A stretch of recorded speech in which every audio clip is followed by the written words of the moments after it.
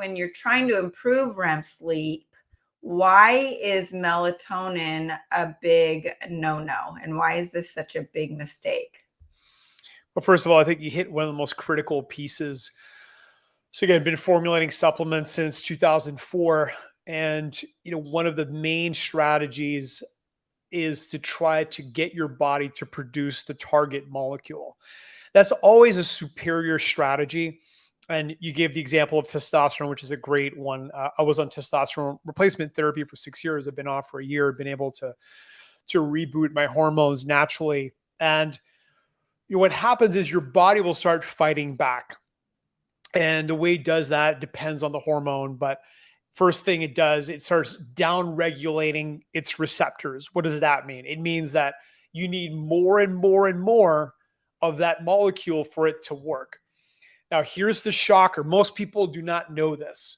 And as we were getting into the literature studying, melatonin and how to use it and what the natural production is, most people have no clue how much the brain naturally produces. It's between 10 and 80 micrograms. So if you think about a 0.5 milligram dose of melatonin, that's 500 micrograms, which is already a mega dose. And what was great, I'm kind of have the perfect genetics to test melatonin. The reason is a lot of people have a genetic variant that will cause them to wake up 2 or 3 hours earlier because there's a spike in body temperature. And I know Tim Ferriss has talked about it. Andrew Huberman's talked about it. Like most people that truly understand sleep science do not recommend using melatonin except in a few very specific cases, which we can get into.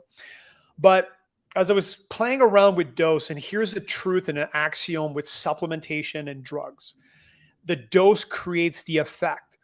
So 500 micrograms or 0.5 milligram would wake me up 3-4 hours later.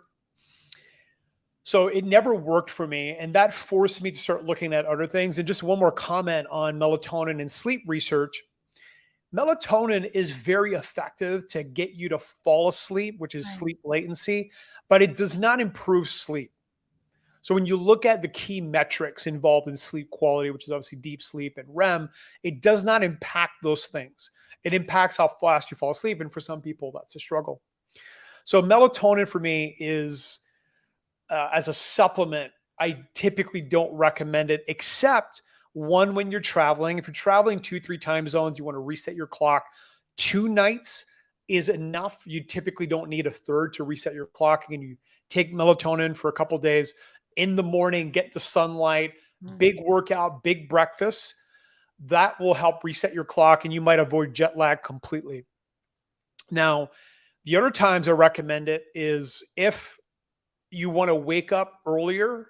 So again, I use the biological response that I get from melatonin as a way to hack my physiology when I'm going to get 5 hours or less of sleep. So for example, I was in a crazy trip to go see Dr. Andrew Huberman in New York and some other things a few weeks ago. And I was only getting 4.5 hours of sleep. So that night I took about 150 micrograms of melatonin and I woke up feeling more refreshed. So it's a great hack that way. And, some nights, if you find yourself overstimulated, for me, maybe I watched the UFC and it's 2 a.m., I might be past my window, and we can get into cortisol response when you pass your optimal window, right? We can get into that in a little bit. But melatonin, again, should only be used maybe 2, 3, 4 times a week max. And we have created another formula that's not released called Dream Optimizer. You'll be getting some soon, which increases REM significantly. And it has 18 micrograms per spray. Now, there's other stuff that boosts the REM, but it's a great formula, completely different than Sleep Breakthrough. But with Sleep Breakthrough, the strategy was, let's give the body all the building blocks that it needs. Okay. They're called precursors. Then let's give the body all the cofactors that it needs to convert those building blocks into melatonin. So magnesium is a phenomenal precursor to melatonin. It's a precursor to serotonin. And here's a pro tip. Anything that increases serotonin will help your sleep. Serotonin is a precursor to melatonin. So that's why a lot of people report maybe 5-10 grams of carbs, people talk about honey or some other things, and I've tested that. It does typically will improve your sleep, like especially if I'm fasting 2 or 3 days. One of the things that happens when I do that is I sleep less and less. Like probably the adrenaline response, the cortisol response are starting to change after a couple of days of fasting, and I just start sleeping less. What fixed that was about 5-10 grams, like half a cup of fruit does wonders for me. And again, some people like honey, but it doesn't really matter. It works. But magnesium's a great precursor.